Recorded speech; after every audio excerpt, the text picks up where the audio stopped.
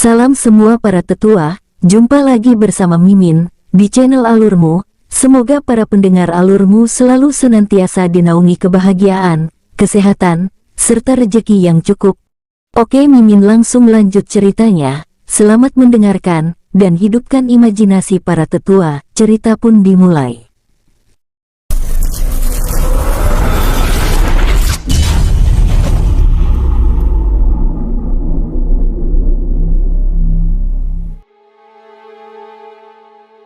Wakil Komandan Situ Haoran, tenanglah.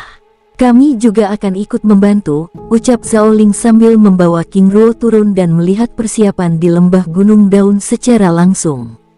2 kilometer dari ratusan ribu tenda yang ada di lembah Gunung Daun. Di tanah lapang yang dilindungi dengan mantra formasi ilusi tingkat tinggi. Berdiri 3 gerbang raksasa dunia kecil yang akan dijadikan sebagai arena pertempuran hidup dan mati acara kejayaan sekte.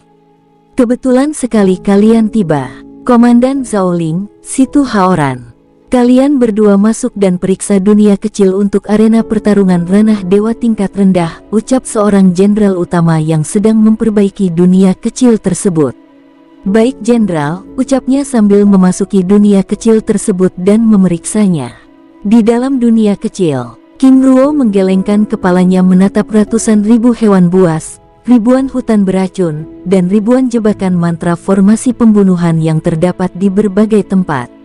Selain adanya tempat-tempat berbahaya, terdapat juga ribuan tempat yang berisi berbagai jenis sumber daya tingkat tinggi yang akan diperebutkan oleh para peserta. Sepertinya sudah bisa digunakan, ucap King Ruo sambil memindai tempat itu. Benar, jawab Zhao Ling sambil membawa King Ruo meninggalkan dunia kecil itu. Sus, mereka berdua keluar dari dunia kecil tersebut. Zhao Ling, Situ Haoran, bagaimana? Tanya sang jenderal menyambut kemunculan mereka berdua. Sudah siap jenderal, bahkan tekanan aturan ruang dan waktu di tempat itu juga dapat mengikat kekuatan para peserta dengan baik, jawab Zhao Ling. Baik, jika demikian, kalian jaga tempat ini, aku akan pergi, ucap sang jenderal sambil meninggalkan tempat itu. Setelah para jenderal itu pergi, King Ruo lalu mendekati gerbang dunia kecil yang akan digunakan oleh para murid di tingkat Dewa Langit. Saudara, apakah aku boleh memasuki dunia kecil ini dan memeriksanya? Maaf Wakil Komandan, tanpa izin dari jenderal utama, kamu tidak berani. Baik, aku mengerti. Maaf sebelumnya, ucap King Ruo sambil bergerak meninggalkan tempat itu. Di tempat lain, Hu Libai yang ditugaskan oleh King Ruo untuk melindungi Baikin, tiba di Gunung Daun, lalu mencari keberadaan tenda yang dijadikan markas oleh King Ruo. 1 jam kemudian, saat Hu Libai dan yang lainnya sedang berbincang-bincang, tiba-tiba King Ruo muncul di tempat itu. Penguasa, ucap Hu Libai yang baru saja tiba itu menyambut kedatangan King Ruo dengan hormat. Hu Libai, kamu sudah kembali. Lalu bagaimana dengan Baikin? Penguasa, aku sudah mengawasi perjalanannya hingga dia benar-benar tiba di Sekte Gunung Emas. Baik, terima kasih, ucapnya sambil mengeluarkan Kihai, Tahai, dan rombongannya dari dunia jiwanya. 7 hari lagi acara kejayaan Sekte akan dimulai. Aku ingin kalian tetap membaur dan mengawasi semua orang di tempat ini. Baik penguasa, Hu Libai, kamu kembalilah ke dalam dunia jiwa. Baik penguasa, ucapnya sambil memasuki dunia jiwa. Setelah berbincang-bincang dan memberi arahan pada Kihai dan rombongannya, King Ruo lalu mengubah tampilan wajahnya, meninggalkan tempat itu. Dengan menggunakan tampilan wajah Lin Ran, King Ruo lalu bergerak menuju tenda Sekte Gunung Emas. Di perkemahan Sekte Gunung Emas, di halaman tenda, ratusan murid terdiri dari ranah dewa tingkat rendah, Dewa Bumi dan ranah Dewa Langit duduk di tempat itu berkultivasi dengan tenang. Mereka berlatih dengan serius dengan tempat dan waktu yang tersisa untuk berlatih dengan sekuat mungkin. Zilong kemarilah. Suara bergema di dalam pikiran Zilong. Ayah, ini ayah, ucap Zilong yang sedang berkultivasi terkejut, mengangkat wajahnya mencari keberadaan King Ruo. Dari jauh, dia dapat melihat seorang pemuda dengan lingkaran kekuatan Raja Dewa dengan tampilan wajah Lin Ran tersenyum padanya. Ayah, ucapnya sambil keluar dari tempat itu menemui King Ruo. Ayah naik tingkat lagi, ucapnya berbicara melalui telepati. Benar Zilong Er, jawab King Ruo sambil tersenyum kecil. Mengapa ayah tidak masuk? Tanya Zilong. Ayah ada urusan yang tidak bisa ditinggalkan, jawab King Ruo sambil memberikan cincin penyimpanan. Ayah, apa ini? Tanya Zilong penasaran. Di dalam cincin ini ada peta wilayah dunia kecil yang akan kalian gunakan sebagai arena pertempuran. Pelajari bersama para murid yang lain, jawab King Ruo melalui telepati. Baik ayah, lalu bagaimana dengan Bibi Yuyu? Ucap tanya Zilong. Ayah tidak memiliki kesempatan untuk memasuki dunia kecil yang akan digunakan oleh para ranah dewa bumi dan dewa langit, jawab King Ruo. Baik ayah, terima kasih, ucap King Zilong. Zilong Er, jaga dirimu, ucap King Ruo mengakhiri obrolan mereka melalui telepati. Baik ayah, jawab King Zilong sambil membungkuk dan menangkupkan tangannya dengan hormat lalu meninggalkan tempat itu. Setelah Zilong pergi, King Ruo juga meninggalkan tempat itu, kembali memasuki pagoda emas 3 lantai. Di dalam tenda sekte Gunung Emas, Zilong lalu menemui Nanggong Chen, Lin Feng dan Zheng Li. Kakek guru, aku baru saja bertemu dengan ayah, dan dia memintaku mempelajari benda ini bersama para murid tingkat dewa. Oh, apa itu? Tanya Zheng Li penasaran. Sebaiknya kita panggil semua murid untuk mempelajarinya, ucap Lin Feng. Tetua, ini hanya khusus untuk tingkat dewa biasa. Kata ayah, dia tidak memiliki waktu untuk memasuki dunia kecil lainnya. Nanggong Chen dan semua orang di dalam ruangan itu terdiam. King Ruo selalu bekerja dengan caranya, ucap Zheng Li. Benar, ucap Nanggong Chen dengan kagum dan hormat. Lin Feng lalu membawa para murid memasuki tenda dan meminta mereka untuk mempelajari benda yang diberikan King Ruo pada Zilong. Dengan tenang, Zheng Li mengeluarkan benda yang ada di dalam cincin penyimpanan tersebut. Ternyata ini adalah kristal pengingat. Pola kerjanya seperti kristal kenangan tetapi waktunya terbatas. Ucap Zheng Li menjelaskan sambil memperlihatkan bola kristal sebesar buah apel pada semua murid. Apakah kalian sudah siap? Ucap Zheng Li. Siap guru, jawab para murid. Dengan tenang, Zheng Li lalu mengirim kekuatan jiwanya pada kristal tersebut. Wung, kristal pengingat itu bergetar, lalu meledakkan cahaya dan menampilkan dunia kecil yang akan menjadi arena pertempuran. Di tempat itu, King Ruo sudah menandai tempat-tempat yang memiliki sumber daya, hewan buas tingkat tinggi, hutan beracun serta tempat yang memiliki berbagai jenis jebakan mantra formasi pembunuhan. Ini, Nanggong Chen serta semua orang yang di dalam kemah itu ternganga, dan terus memperhatikan tampilan dari kristal pengingat tersebut. Setelah menampilkan semua kenangan yang dilihat oleh King Ruo dari dunia kecil tersebut, 7 menit kemudian, kristal itu hancur. Nanggong Chen dan semua orang yang ada di tempat itu benar-benar terdiam dan ternganga. Mereka bahkan tidak habis pikir bagaimana cara King Ruo bisa masuk ke dunia kecil tersebut, bahkan mereka sendiri belum mengetahui tempat itu berada. Aku harap kalian dapat mengingatnya dengan baik. Pekerjaan kalian di dunia kecil itu tidak hanya mengumpulkan sumber daya dan melindungi diri dari musuh, tetapi bagaimana kalian bisa bekerja sama, bertahan dan keluar dengan utuh, ucap Lin Feng mengingatkan. Baik tetua, jawab para murid dengan penuh semangat.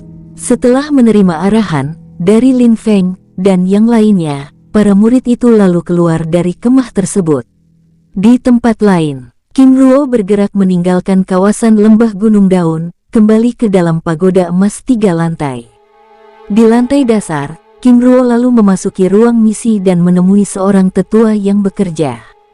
Wakil Komandan, barang yang Anda cari sudah aku masukkan di dalam cincin penyimpanan ini, mohon diperiksa. Baik, Tetua Hanmo, terima kasih, jawab King Ruo sambil bergerak meninggalkan tempat itu menuju istana kecil, kediaman Situ Haoran. Dengan segera King Ruo bergegas memasuki kamar, dan memeriksa isi cincin penyimpanan tersebut. Ada 2000 prajurit, 200 wakil komandan, 100 komandan, 25 jenderal kecil, 5 jenderal besar, dan 5 jenderal utama. Ini sangat banyak. King Ruo membatin sambil menatap daftar nama para jenderal, prajurit serta komandan pasukan yang melakukan pekerjaan mereka di luar pagoda emas selama kurun waktu hilangnya King Xia. Dengan tenang, King Ruo terus menyeleksi nama dari daftar tersebut dan mengelompokkannya. Setelah bekerja sepanjang waktu, King Ruo lalu menghentikan tindakannya. "Kakek, di manakah dirimu?" batin King Ruo, lalu bergerak meninggalkan kamarnya. Sepanjang hari King Ruo berada di dunia kecil emas terus bergerak mencari sosok yang membawa tubuh King Xia saat itu. Tindakannya yang terus bergerak ke berbagai tempat menarik perhatian beberapa wakil komandan, sehingga dirinya lebih berhati-hati. Menjelang malam, King Ruo masih belum menemukan sosok itu hingga akhirnya dia menghentikan pekerjaannya, lalu kembali ke dalam kamarnya. Ternyata sangat sulit. Ini semua karena keterbatasan informasi, batinnya sambil memikirkan cara yang lebih efektif. Setelah berpikir cukup lama, King Ruo lalu menyegel ruangannya dan memasuki dunia jiwanya. Tubuhnya muncul di dalam penjara barat. "King Ruo keparat bangsat, lepaskan aku!" teriak Situ Haoran murka. "Tidak bisakah berbicara yang baik?" ucap King Ruo tiba-tiba mencengkram lehernya. "Ah, lepaskan aku!" teriaknya meronta-ronta. Dengan santai King Ruo kembali menyerap pengetahuannya. Setelah cukup lama, King Ruo menghentikan tindakannya. "Ini berhasil," ucapnya senang tanpa memperhatikan wajah Situ Haoran yang masih berada dalam cengkramannya, menatapnya dengan penuh kebencian.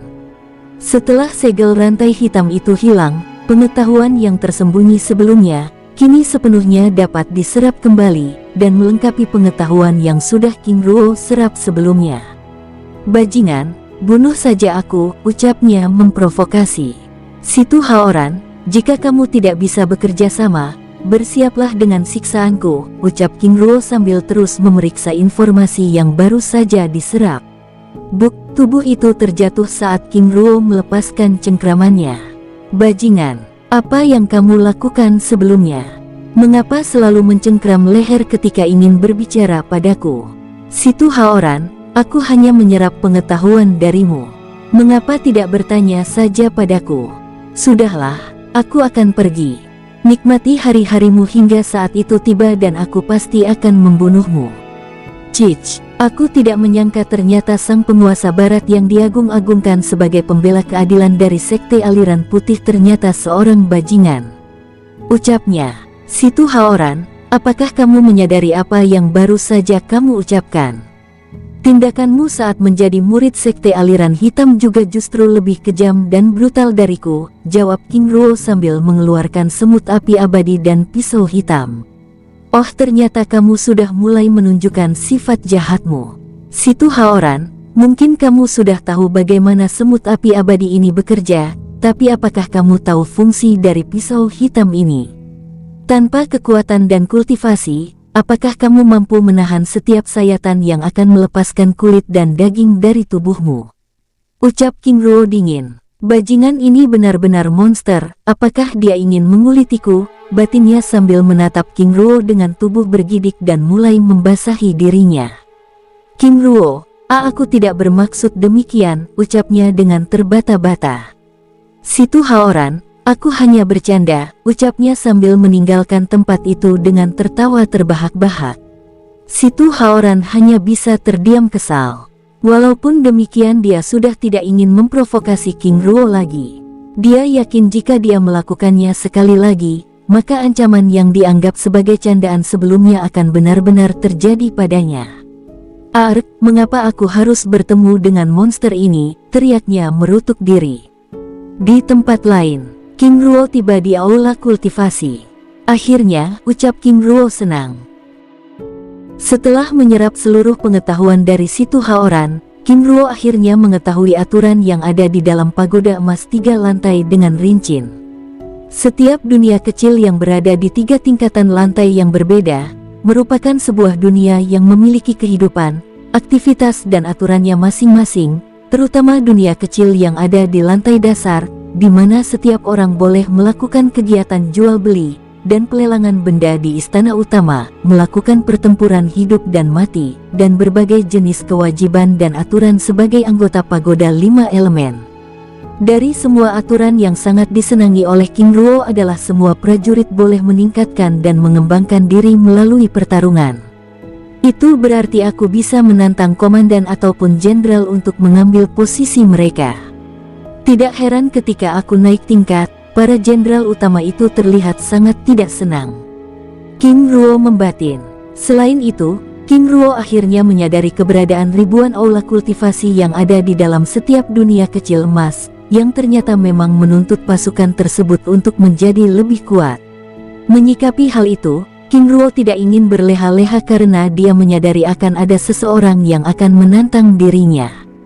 Pagoda 5 elemen merupakan tempat yang memandang kekuatan adalah keutamaan, batinnya sambil mengeluarkan kitab ketujuh Dewa Luo. Dengan tenang, King Ruo lalu melepaskan setetes kekuatan darahnya pada kitab tersebut. Trark petir berwarna hitam, biru dan emas muncul bersamaan melingkari kitab tersebut. Duar kitab tersebut hancur menjadi debu.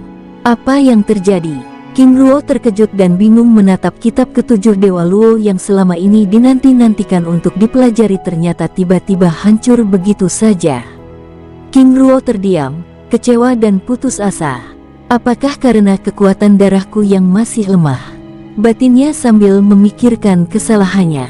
Tapi tidak ada yang salah dengan caraku membuka kitab ini, tapi... Gumamnya dengan wajah heran.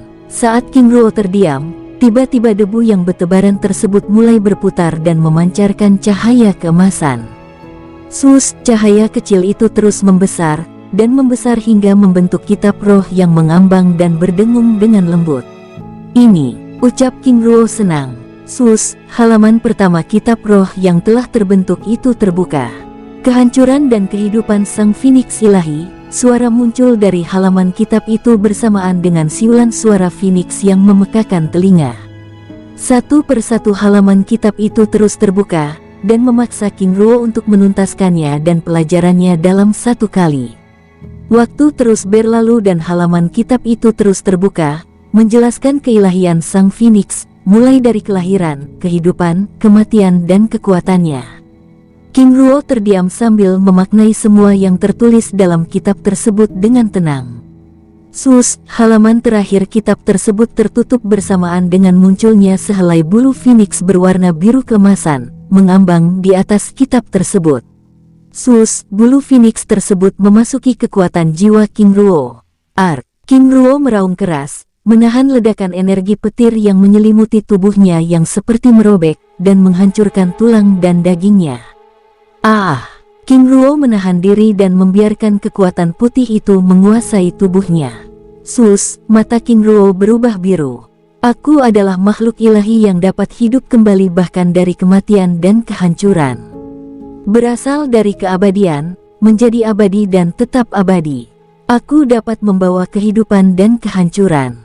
Suara itu bergema keras dalam pikiran King Ruo lalu menghilang bersama dengan hilangnya kekuatan petir tersebut. King Ruo duduk dengan nafas terengah-engah dan keringat yang benar-benar telah membasahi seluruh tubuhnya. Belum sempat King Ruo mengendalikan kekuatan petir itu dan menenangkan diri, tiba-tiba King Ruo bertransformasi menjadi seekor Phoenix emas bermata biru dengan balutan petir hitam keemasan. Dalam transformasi tersebut, muncul dua teknik tingkat puncak, yaitu siulan Phoenix dan petir sejati Phoenix. Siulan Phoenix adalah serangan jiwa, dan petir Phoenix adalah serangan penghancur. Namun yang lebih menakjubkan dalam tubuh transformasi tersebut, muncul teknik yang sangat kuat dan merupakan puncak dari kitab ketujuh Dewa Luo yaitu tubuh abadi sang Phoenix, yaitu teknik yang melatih tubuh dan jiwa menjadi abadi. Teknik transformasi itu berakhir. Dengan teknik siulan Phoenix dan petir sejati Phoenix, kultivator Raja Dewa tingkat menengah sekarang bukanlah lawanku, ucap King Ruo senang.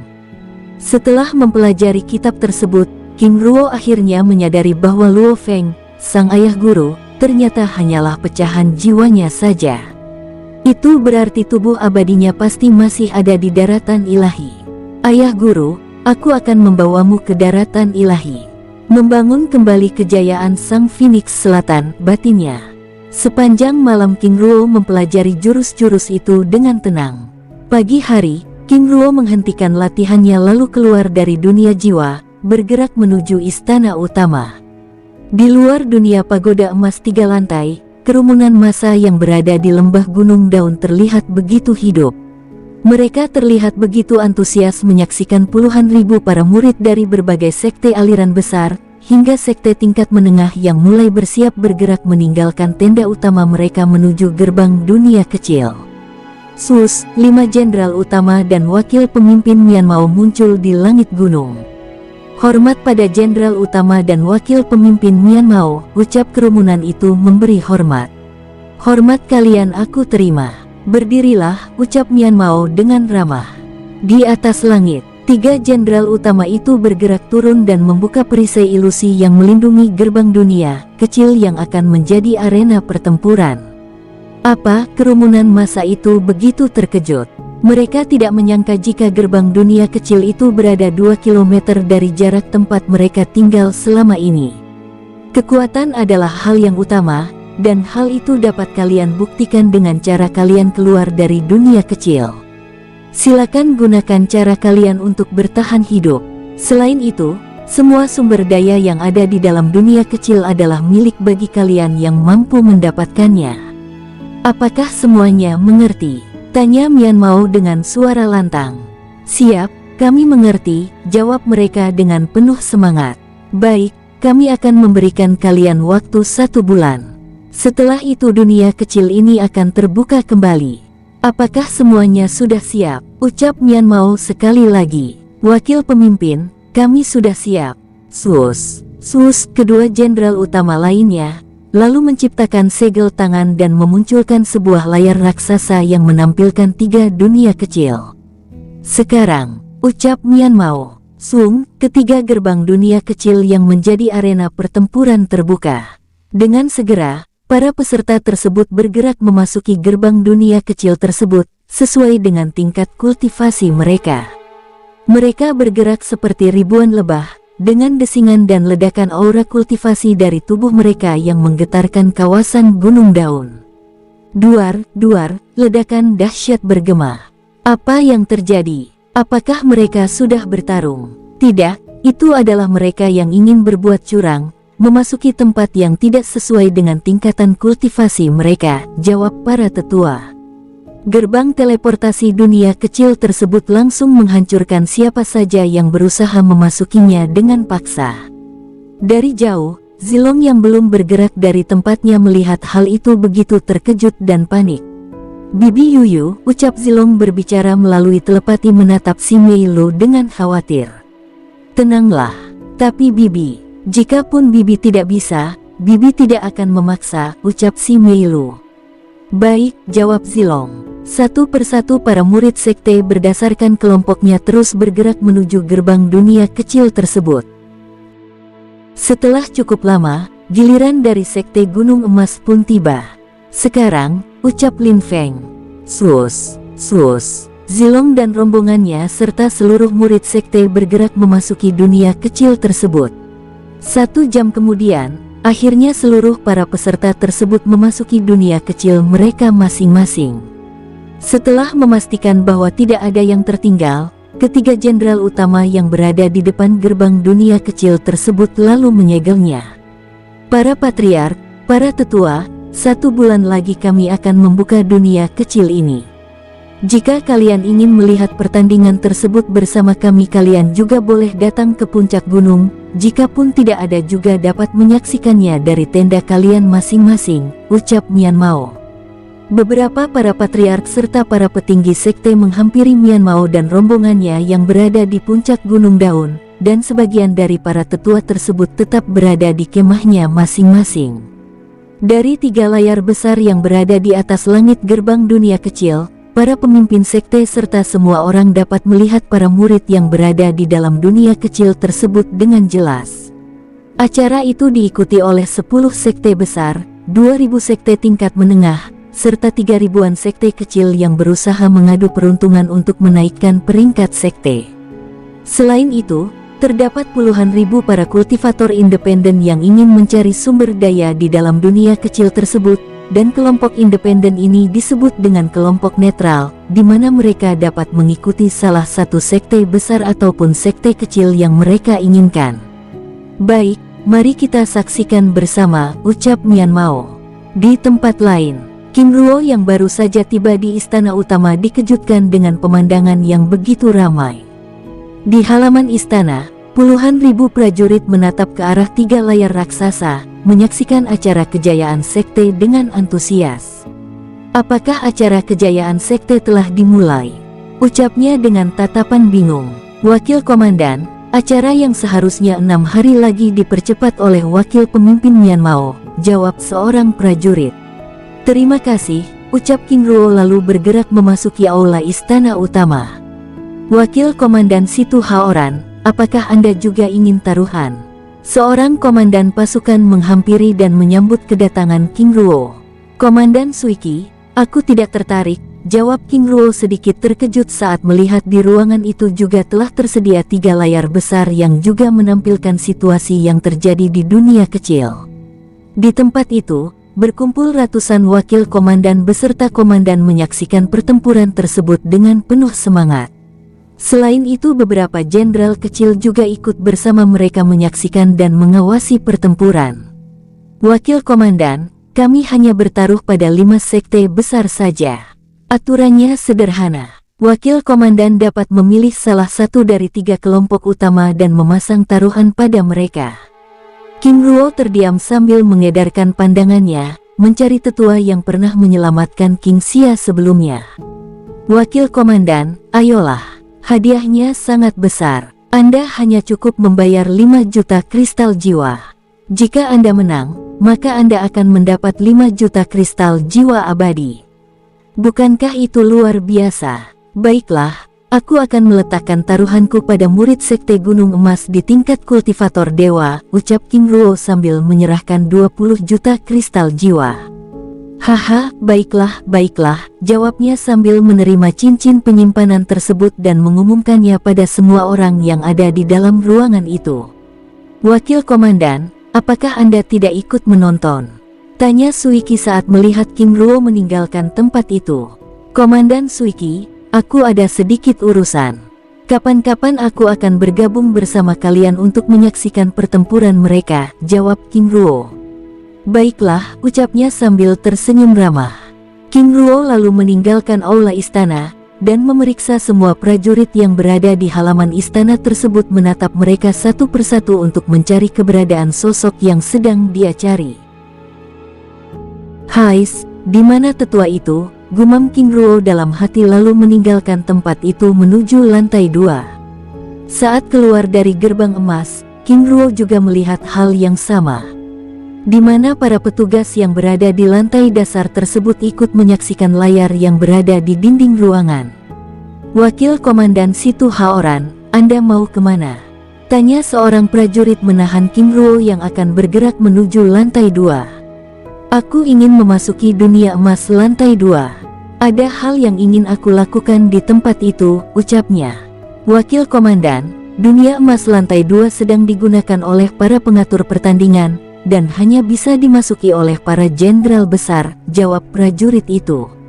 Jika demikian, apakah Jenderal Fang An juga ada di dalam? Benar, dia merupakan salah satu dari pengatur pertandingan. King Ruo akhirnya menyadari alasan para komandan tersebut berada di istana dunia kecil emas lantai dasar. Baik, jawab King Ruo lalu meninggalkan tempat itu menuju prajurit yang berjaga di meja depan, dan melapor bahwa dirinya ingin keluar dan mengawasi para penonton. Setelah selesai memindai tangan kiri King Ruo dengan lempengan giok putih, prajurit itu lalu membiarkan King Ruo meninggalkan pagoda emas. Pada saat dirinya keluar, King Ruo melihat Mian Mao dan kelima jenderal utama, duduk bersama para petinggi sekte di halaman pagoda emas menyaksikan pertempuran dari luar. Wakil Komandan Situ Haoran, mari bergabung, ucap Mian Mao ramah menyambut kedatangan King Ruo yang menghampirinya. Terima kasih wakil pemimpin, para jenderal, ucap King Ruo sambil menangkupkan tangannya dengan hormat. Wakil Komandan Situ Haoran, kami telah membicarakan status barumu, tapi karena bertepatan dengan acara kejayaan sekte ini, kami harus menangguhkan pengumuman itu. Wakil pemimpin, Anda membuatku sangat penasaran, ucap King Ruo ramah. Perubahan sikap Mian Mao itu terlihat begitu aneh sehingga membuat King Ruo merasa heran. Sepertinya dia sedang merencanakan sesuatu, ucap King Ruo membatin sambil berpura-pura ramah. King Ruo yang hendak meninggalkan tempat itu tertahan untuk beberapa waktu, dan berbincang-bincang dengan Mian Mao dan para jenderal yang ada di tempat itu. Wakil komandan, jika ada waktu kita bisa berbincang santai, ucap Mian Mao. Baik wakil pemimpin, aku sangat menantikan hal itu, jawab King Ruo. Setelah berbasa-basi, King Ruo lalu undur diri bergerak meninggalkan tempat itu. Ini aneh, King Ruo membatin. Berdasarkan informasi yang diperoleh dari pengetahuan Situ Hoaran, Mian Mao adalah orang yang tidak ramah, tetapi perubahan sikap itu baru saja ditunjukkannya benar-benar sangat berbeda dengan informasi tersebut. Selain perubahan sikap Mian Mao, sikap para jenderal utama juga menunjukkan hal yang demikian, membuat King Ruo sedikit merinding. Sambil bergerak meninggalkan tempat itu, King Ruo terus mengawasi semua orang yang ada di lembah Gunung Daun. Ini aneh, mengapa aku juga tidak bisa menemukan sosok tetua tersebut, batinnya. Sepanjang hari, tanpa memperhatikan pertempuran yang terjadi di dunia kecil, King Ruo terus bergerak ke berbagai tempat mencari sosok itu. Menjelang malam, King Ruo kembali ke dalam pagoda emas 3 lantai, lalu memasuki kediaman Situ Haoran di dunia kecil emas. Di dalam kamar, King Ruo duduk menghela nafas panjang, dengan pikiran yang gamang. Apakah mungkin tetua tersebut sedang berada di dunia emas lantai 2? Jika ingin memastikannya, itu berarti harus menunggu 1 bulan lagi, batinnya dengan sangat kesal. Selama tinggal di dalam lingkaran kehidupan pasukan pelindung internal benua teratai biru, King Ruo benar-benar dibingungkan dengan sistem yang ada di tempat itu. Pengetahuan yang diperoleh dari Situ Haoran juga masih begitu dangkal dan tidak mengupas keberadaan tempat itu dengan dalam. Siapa Mian Mao ini, lalu siapa saja 3 pemimpin utama?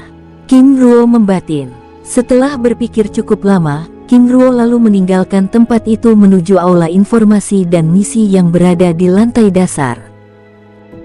Kehadiran King Ruo di tempat itu disambut oleh seorang tetua dengan ramah. Wakil komandan, ada yang bisa kami bantu? Ucapnya ramah. Tetua, aku hanya ingin melihat-lihat saja, jawab King Ruo sambil tersenyum ramah juga. Oh, baik, silakan. King Ruo menganggukkan kepala lalu berjalan menuju susunan rak buku yang memenuhi seluruh ruangan tersebut, dan mulai mencari. Wakil komandan Situ Haoran sepertinya begitu sibuk akhir-akhir ini. Apakah dia sedang melakukan penyelidikan terkait penyerangan yang dialami sebelumnya? Batinnya sambil menatap King Ruo yang bergerak mencari sesuatu pada rak buku-buku tersebut. Setelah mencari cukup lama, akhirnya King Ruo menemukan buku yang dimaksud, lalu mencari meja dan mulai membaca buku tersebut dengan tenang. Sepanjang waktu King Ruo terus berada di ruangan itu mencari berbagai jenis informasi yang belum dia ketahui. Di dalam dunia kecil, medan pertempuran. Di hari pertama Zilong dan kelompoknya yang berjumlah 50 orang terus bergerak. Sesekali mereka bertemu beberapa kelompok sekte kecil dan menghindari pertarungan. Ingat, target kita adalah melawan sekte aliran hitam, baik sekte tingkat tinggi dan tingkat rendah. Selain itu, kita juga harus menghindari pertempuran di awal, supaya kekuatan kita tetap utuh, ucapnya sambil bergerak menuju wilayah yang aman. Dalam kelompok tersebut entah bagaimana para murid tersebut tiba-tiba menganggap Zilong sebagai pemimpin kelompok mereka. Bukan karena latar belakangnya, tetapi karena kebijaksanaannya menyikapi situasi, benar-benar membuatnya terlihat seperti seorang pemimpin. Setelah bergerak sepanjang waktu, mereka akhirnya tiba di sebuah lembah, dan beristirahat di tempat itu. Saudara Zilong, setelah ini apa yang akan kita lakukan? Sebelum kita bergerak, sebaiknya kita mengatur strategi terlebih dahulu. Saudara sekalian, kelompok kita ini terlalu banyak. Apa pendapat kalian mengenai hal ini? Ucap Zilong. Para murid tersebut lalu mulai mendiskusikan pendapat mereka masing-masing. Saudara Zilong, tujuan kita untuk mengikuti acara ini adalah memenangkan pertandingan dengan cara mengalahkan lawan dan bertahan. Aku rasa kita tidak perlu membagi kelompok ini. Apakah yang lain setuju? Kami setuju. Benar, aku juga setuju. Sebelumnya aku menanyakan hal itu karena takut ada di antara saudara merasa risih. Jujur saja, dengan banyak orang ini akan mengganggu pergerakan kita, tetapi kelebihannya adalah kita memiliki pertahanan yang kuat. Selain itu, keuntungan kita saat ini adalah kita telah mengetahui seluruh tempat ini dengan baik. Walaupun demikian, kita harus menjaga sikap supaya tidak menimbulkan kecurigaan dari mereka yang mengawasi pertandingan ini, ucap Zilong. Saudara, lalu apa yang akan kita lakukan? Kita akan beristirahat beberapa waktu di tempat ini, sambil menunggu waktu yang tepat. Saudara, bukankah ini akan menjadi sia-sia? Tidak ada yang sia-sia. Lagi pula waktu kita di dunia kecil ini masih lama. Biarkan mereka saling menyerang, dan kita akan mengambil kesempatan dan keuntungan dari hari itu. Saudara Zilong benar, ini ide yang luar biasa. Selain kita lebih aman, kita juga tidak perlu membuang waktu dan bersusah payah untuk membunuh mereka. Walaupun demikian, kita akan tetap bergerak. Tujuan kita saat ini adalah mencari sumber daya yang ada di tempat ini. Lalu bagaimana jika kita bertemu dengan sekte aliran hitam? Tanya salah satu dari mereka. Menurut pendapat saudara, maka kita harus memerangi mereka. Benar, ingat tujuan kita, mencari sumber daya, memerangi sekte aliran hitam, dan bertahan. Baik, jawab mereka dengan penuh semangat. Di luar dunia kecil, para penonton yang begitu menantikan pertarungan para murid sekte Gunung Emas terlihat begitu kecewa, namun para petinggi sekte aliran hitam justru menganggap tindakan itu sebagai strategi yang matang. Ternyata bocah-bocah dari sekte Gunung Emas itu lebih licik. Jika dia selamat, kita harus mencari tahu pemuda itu, ucapnya sambil menatap Zilong dengan niat membunuh yang tinggi. Benar, dia adalah salah satu jenius yang sangat berbahaya. Apakah dia murid dari orang licik itu? Inilah kelemahan kita, bahkan selama ini, kita tidak pernah tahu keberadaan King Ruo, ucap salah satu dari para tetua sekte aliran hitam. Para petinggi sekte aliran hitam itu sangat marah. Mereka tidak menyangka jika akan ada seseorang yang mampu memimpin pergerakan banyak orang dengan baik dan rapi seperti itu. Tidak hanya menarik perhatian para petinggi sekte aliran hitam, tindakan Zilong yang dapat memimpin pergerakan para murid sekte Gunung Emas juga menarik perhatian Mian Mao dan rombongannya. Murid berbakat, para jenderal, tetap awasi dia, ucapnya sambil meninggalkan tempatnya. Baik wakil pemimpin, jawab mereka. Di tempat lain, di hari pertama, si Mei Lu dan rombongannya langsung terlibat pertempuran. Kehadiran mereka di dunia kecil itu langsung menjadi target utama para murid aliran hitam. Lihat, itu murid sekte Gunung Emas. Di dalam dunia kecil itu, si Mei Lu beserta rombongannya bertempur melawan 60 orang murid dari 3 kelompok sekte aliran hitam. Pertempuran itu begitu luar biasa, bahkan menjadi tontonan yang sangat menegangkan bagi semua orang yang berada di luar dunia kecil. Siapa wanita cantik itu? Dia sangat tangguh. Benar, apakah dia masih ada hubungannya dengan penguasa dari barat? Sepertinya demikian, coba saja lihat jurus itu. Si Mei Lu yang menggunakan pedang Sue Luo terus menyerang dan melepaskan tebasan ke berbagai arah. Saudari Yuyu, jika terus seperti ini kita semua akan mati, ucap seorang pemuda yang mulai kewalahan terus bergerak menghindar dan melepaskan tebasan pedang. Kita juga tidak memiliki kesempatan untuk melarikan diri. Gunakan formasi serangan cincin naga, dan para ahli formasi, buat gerbang teleportasi, ucap si Mei Lu.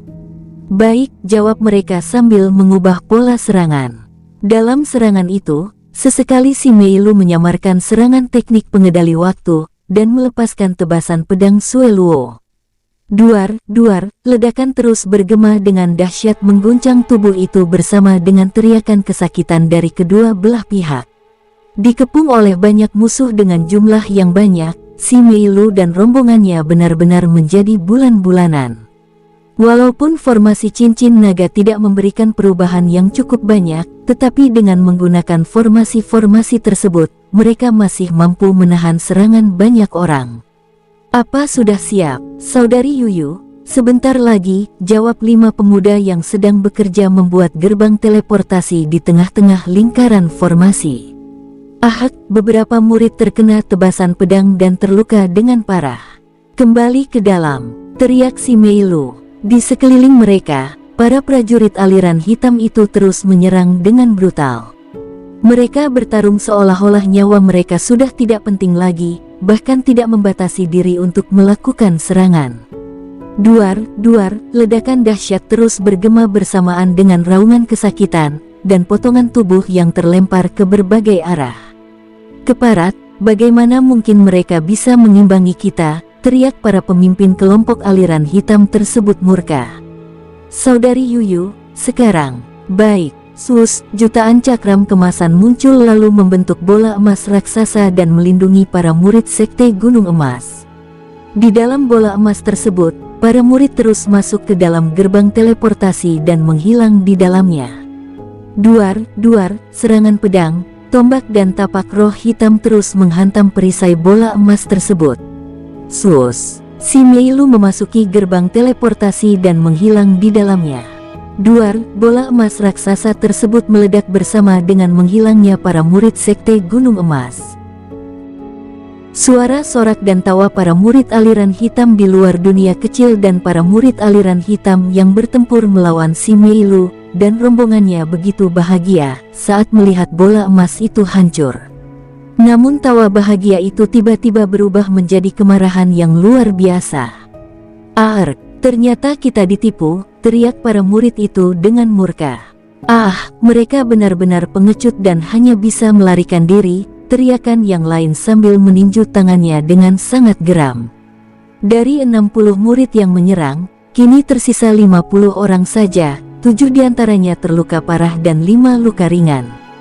"Kalian yang terluka, pulihkan diri. Kami akan mencari para pengecut itu," ucap mereka sambil bergerak meninggalkan tempat itu. "Baik," jawab ke-12 murid tersebut lalu memulihkan diri. Di tempat lain, si Mei Lu bersama 15 murid yang tersisa muncul 9 km dari tempat pertempuran di dalam kubah perlindungan ilusi dengan wajah sedih. "Maaf, aku benar-benar tidak bisa melindungi kelima saudara kita yang tewas itu.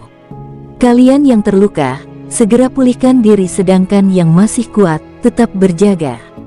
"Baik," jawab ke-10 murid itu sambil memulihkan diri, sedangkan yang lainnya segera berjaga. "Kalian terus berjaga, aku akan mengawasi tempat ini," ucap si Mei Lu dengan serius. "Tapi saudari," ucap mereka. "Kalian tenanglah," jawab si Mei Lu sambil bergerak meninggalkan tempat itu. Di tempat lain, si Mei Lu terus bergerak menuju tempat pertempuran mereka sebelumnya dengan cepat. Sus, sus. Dalam waktu singkat, si Mei Lu tiba di tempat itu dan melihat 12 murid sekte aliran hitam sedang memulihkan diri. "Sangat ceroboh. Apakah kalian pikir dunia kecil ini adalah milik kalian?" ucap si Mei Lu langsung melepaskan serangan teknik pengendali waktu dan melepaskan tebasan pedang Sue Luo. Duar, duar, ledakan dahsyat bergema mengguncang tempat itu. Selas, selas, tebasan pedang yang dilepaskan itu langsung membunuh beberapa di antara mereka dengan seketika. Ah, raungan kesakitan dengan tubuh yang terluka bersamaan dengan cipratan darah dari tubuh yang terpotong, mengusik ketenangan tempat itu. Dari jauh, para murid aliran hitam yang terus bergerak mencari si Mei Lu dan rombongannya, tiba-tiba mendengar suara ledakan di belakang mereka dengan sangat dahsyat. "Oh tidak!" teriak mereka bergerak kembali ke tempat pertempuran sebelumnya dengan kecepatan puncaknya. Dalam perjalanan menuju tempat itu, mereka masih dapat mendengar suara pertempuran yang luar biasa. Namun saat mereka semakin dekat, tiba-tiba tempat itu menjadi senyap kembali. Sus, sus, mereka tiba di tempat itu dengan mulut ternganga. "Bajingan!" teriakan 3 pemimpin dari ketiga kelompok tersebut begitu murka.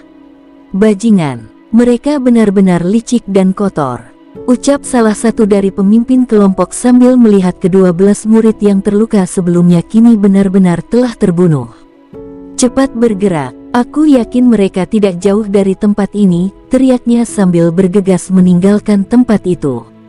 Di tempat lain, si Meilu yang baru saja selesai membunuh para murid aliran hitam yang terluka tersebut, dia terus bergerak meninggalkan tempat pertempuran kembali menemui rombongannya. Swoosh, si Meilu sampai di tempat rombongannya. Saudari Yuyu, kami baru saja mendengar suara pertempuran. Apakah saudari tahu itu? Si Meilu tersenyum ramah, lalu menunjukkan 12 cincin penyimpanan di tangannya. Saudari, ini, mereka terlalu meremehkan kita, dan aku menggunakan kesempatan itu untuk membalas kematian kelima saudara kita.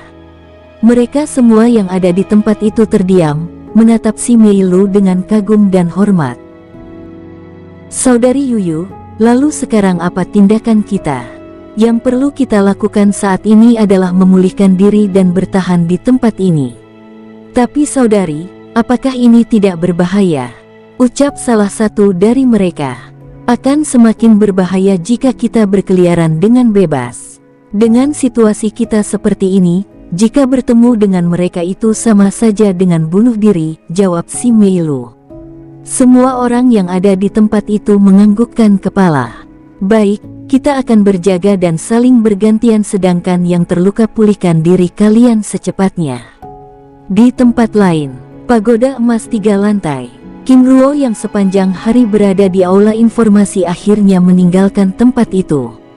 Setelah membaca banyak hal dia masih belum dapat menyimpulkan keberadaan pagoda emas 3 lantai dengan benar, karena begitu banyak informasi yang sepertinya dengan sengaja dikaburkan.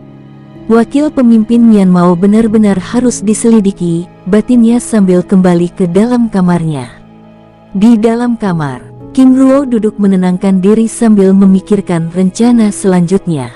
Setelah berpikir cukup lama, akhirnya King Ruo menemukan cara, yaitu dengan mendekati Mianmao secara langsung, seperti yang dia tawarkan sebelumnya, tetapi rencananya tersebut terhalang oleh acara kejayaan sekte. Memikirkan hal itu, King Ruo lalu memutuskan untuk tetap berada di dalam kamar untuk meningkatkan kekuatan teknik jurus-jurus baru yang diperoleh dari kitab ketujuh Dewa Luo.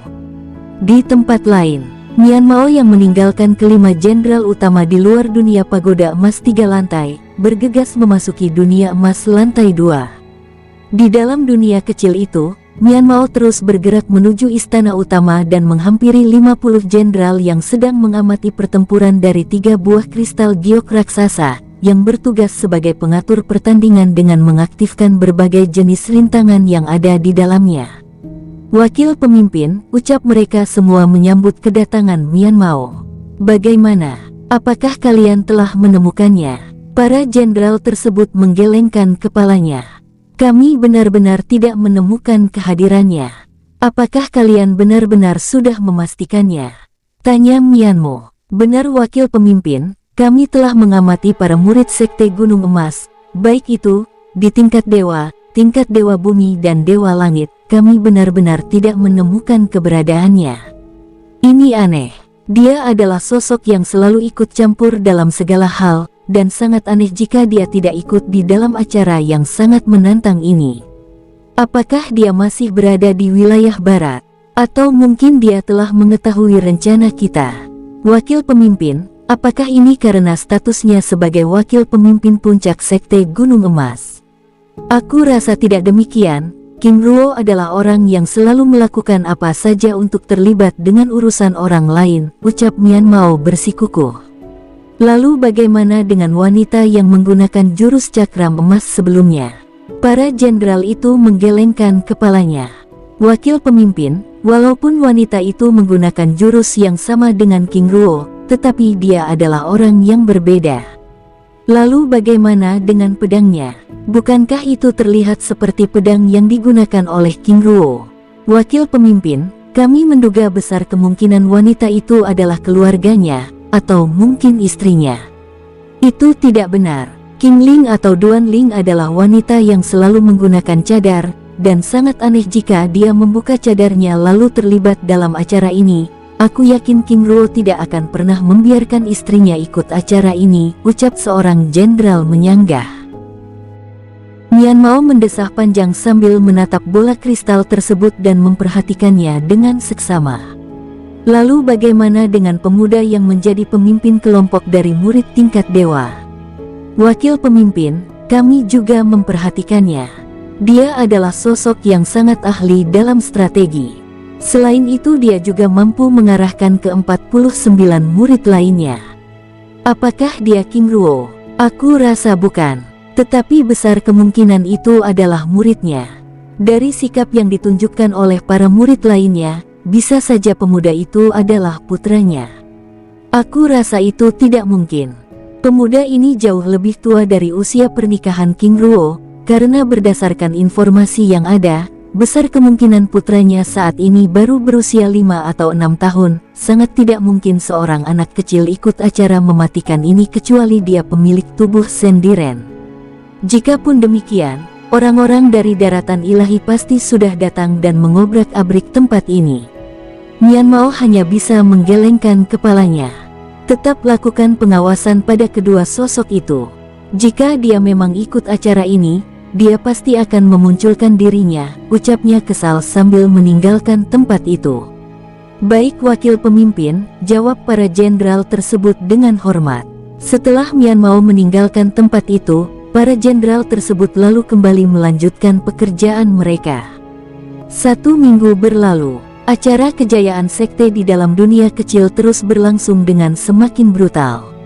Ribuan para murid telah berjatuhan, dan pertempuran semakin kacau, di mana para murid aliran hitam, aliran putih dan aliran netral kini mulai saling menyerang sesama mereka. Pertumpahan darah di dalam dunia kecil itu menjadi tontonan yang mengerikan, tetapi menjadi sebuah hiburan yang menguntungkan bagi mereka yang menjadikannya sebagai taruhan. Rasa haus mereka untuk menyaksikan pertempuran kini telah terbayar. Di dalam kamar King Ruo, di dalam dunia jiwa, King Ruo yang sedang berlatih jurus-jurus barunya, tiba-tiba menghentikan tindakannya. Setelah berlatih sepanjang waktu, King Ruo akhirnya dapat menguasai jurus itu dengan baik, bahkan dirinya dapat menaikkan kekuatan serangannya di tingkat maksimal. Masih terlalu lemah, batinnya sambil memulihkan diri. 2 jam kemudian, King Ruo lalu mengeluarkan 5 inti jiwa kerbau iblis tanduk emas, serta ratusan pil peledak energi dan sumber daya lainnya. Walaupun merasa terburu-buru, tetapi King Ruo merasa sangat perlu untuk melakukannya. Aku harus naik tingkat secepat mungkin, batinnya sambil mulai menyerap sumber daya yang ada di hadapannya tersebut. Dengan tenang, King Ruo terus-menerus menyerap sumber daya tersebut. 1 jam kemudian, kekuatan dalam tubuhnya mulai bereaksi. Trar, ledakan petir berwarna hitam keemasan mengitari tubuhnya dengan siulan Phoenix yang memekakan telinga. Jika penguasa menerobos di dunia luar, hal ini pasti akan menimbulkan masalah besar, ucap Yuan Bai pada Yuan Hei dan Wu Gui yang terus menemani King Ruo dan melindungi tempat itu dengan tenang. Penguasa saat ini benar-benar bukan tandingan kita, ucap Wu Gui yang kini lebih sering menggunakan tampilan manusia. Benar, saat dirinya di tingkat ranah dewa surga, kita bahkan sudah dibuat babak belur. Jika dibandingkan dengan kekuatan yang dia miliki saat ini, sekarang kita hanyalah semut. Saudara Wu Gui, kamu adalah kura-kura, ucap Yuan Bai sambil tertawa. Syat, pelankan suaramu. Jangan mengganggu konsentrasi penguasa, ucap Wu Gui. Dengan segera, kedua kera raksasa tersebut menutup mulutnya. Di hadapan mereka, King Ruo yang sedang berusaha naik tingkat, dengan tenang terus mengalirkan kekuatan pada tubuhnya. Trak-trak, suara petir yang terus berderak-derak mengitari tubuhnya dengan sangat ganas. Sus, King Ruo bertransformasi menjadi seekor Phoenix emas dengan mata bitu, dengan ledakan aura kultivator Raja Dewa tingkat menengah mengedar dari dalam tubuhnya. Lihat, penguasa berhasil, ucap Yuan Hei senang. Plak, apa saudara pikir kami berdua buta, ucap Yuan Bai memukul kepala Yuan Hei. Sakit saudara Bai, itu karena aku senang, jawab Yuan Hei kesal. Dasar kera, ucap Wugui. Plak, plak, mereka berdua memukul kepala Wugui. Kalian, ucap Wugui menatap kedua kera tersebut kesal lalu menginjak kedua kakinya. Dari jauh, Huo Mingzi dan Huo Zoudao hanya bisa tertawa kecil. Saudara Zoudao, mereka benar-benar suka bertindak konyol. Jika tidak konyol, bukan kera namanya, lagi pula siapa suruh Wugui selalu bersama mereka, ucap Huo Zoudao. Di hadapan mereka, King Ruo yang telah berhasil menaikkan tingkat menjadi kultivator Raja Dewa tingkat menengah, dengan tenang memperbaiki fondasi kultivasinya. Di samping King Ruo, hadir Zin dan Zan yang dengan tenang terus menaburkan jutaan kristal jiwa di sekeliling tubuhnya. Satu hari kemudian, King Ruo membuka matanya. Dengan senyum ramah menatap para pelayannya yang ada di tempat itu. Kakak, selamat, ucap King Ling yang duduk ditemani Qin Yongjun. Ayah benar-benar hebat. Ayah, aku juga ingin menjadi sekuat ayah, ucapnya dengan penuh semangat. Tentu saja kamu bisa. Ayah percaya kamu bisa melakukannya, bahkan lebih kuat dari ayah, jawab King Ruo sambil mengusap kepalanya dengan lembut. Satu persatu para pelayan yang ada di tempat itu memberi selamat. Setelah berbincang-bincang di tempat itu cukup lama, King Ruo lalu meninggalkan mereka dan keluar dari dunia jiwa. Waktunya memantau perkembangan acara kejayaan sekte, ucapnya sambil menuju aula istana utama. Di aula istana utama, Komandan Suiki dan rombongannya yang mengatur acara taruhan merasa ketar-ketir saat melihat para murid dari sekte Gunung Emas ternyata lebih kuat dan unggul. Sepertinya wakil komandan Situ Haoran akan untung besar, ucap beberapa komandan yang berada di dalam ruangan itu terus memperhatikan suguhan dari dunia kecil. Terlalu dini untuk menyimpulkan hal seperti itu, ucap King Ruo sambil memasuki ruangan. Haha, ternyata wakil komandan juga datang, ucap Suiki berpura-pura tenang sambil membawa King Ruo ikut menyaksikan acara pertempuran tersebut. Di dalam dunia kecil, Zilong beserta rombongannya terus bergerak ke berbagai tempat dan menenangkan setiap pertempuran. Selain itu, pergerakan mereka juga terlihat begitu terarah dan teratur. Mereka terlihat seperti dapat menghindari jebakan yang diciptakan di dalam dunia kecil tersebut, bahkan kelompok itu selalu beruntung dengan menemukan keberadaan sumber daya yang terdapat di setiap tempat. Hais, bocah ini benar-benar ingin pamer, gumam King Ruo dalam hati. Pemuda ini sangat jenius, dan merupakan seorang ahli strategi ulung. Apakah dia King Ruo? Ucap seorang komandan dengan kesal. King Ruo begitu terkejut saat mendengar sang komandan menyebut namanya dengan nada yang sangat kesal. Komandan Anleng, apa yang sebenarnya terjadi? Tanya King Ruo penasaran. Wakil komandan Situ Haoran, pemuda itu sangat menyebalkan. Aku bahkan telah meletakkan banyak taruhan pada murid sekte jiwa abadi, tetapi reputasi dan kekuatan mereka justru terlihat begitu lemah dan dungu di hadapan kelompok para murid sekte Gunung Emas, jawab sang komandan kesal. King Ruo tersenyum kecil. Lalu mengapa Komandan Anleng tidak memasang taruhan pada para murid sekte Gunung Emas? Lalu apa hubungannya dengan King Ruo? Tanya King Ruo dengan sangat penasaran.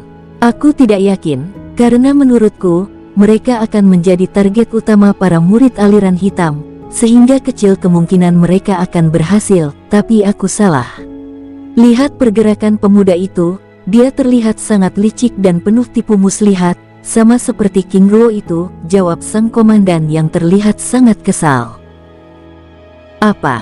Seburuk itukah aku di hadapan orang-orang ini? King Ruo membatin. Jika pemuda itu adalah King Ruo, lalu apa yang akan Komandan Anleng lakukan? Tanya King Ruo. Tentu saja aku akan memasuki dunia kecil itu dan menangkapnya. Apa? King Ruo membatin terkejut. Hais, Komandan Anleng ini kurang kerjaan saja.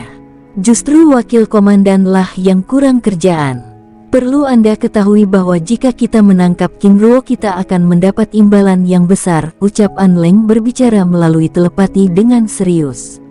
Komandan Leng, aku justru tidak mengetahui hal ini, ucap King Ruo dengan wajah heran.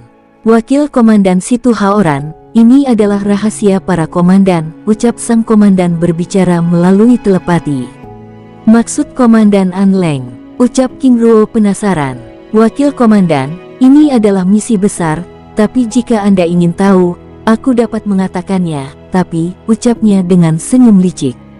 Jika Komandan Leng tidak ingin mengatakannya, aku tidak akan memaksa, lagi pula aku dapat menanyakannya pada yang lain, ucap King Ruo dengan santai.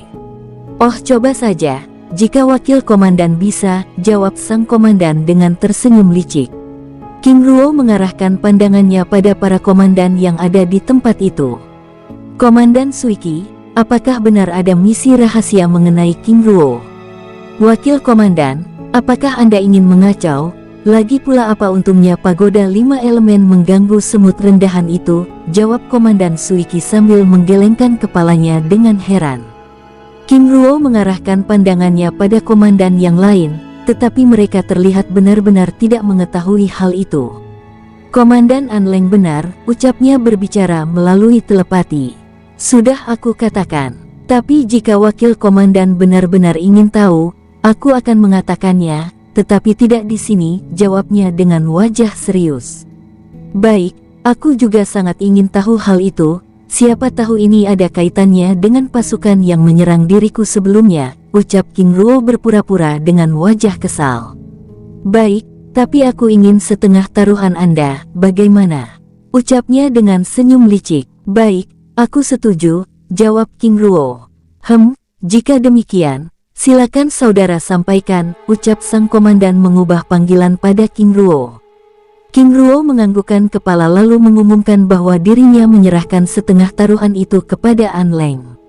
Semua orang yang ada di dalam ruangan itu begitu terkejut menatap King Ruo dengan heran. Para komandan, saudara Situ Haoran telah berbagi taruhan padaku, aku harap kalian bisa menjadi saksi, ucap An Leng senang. Aku tidak yakin. Dia pasti melakukan sesuatu, ucap para komandan yang lain bergumam, menatap King Ruo dan An Leng sambil menggelengkan kepala. Aku tidak yakin, An Leng adalah orang yang licik, ucap yang lain membatin. Baiklah, kami berdua akan pergi. Komandan Suiki, jaga taruhan kami berdua, ucap sang komandan tertawa keras, sambil membawa King Ruo meninggalkan tempat itu. Bersambung, sampai ketemu di episode selanjutnya. Semoga kalian semua selalu terhibur, dan terima kasih.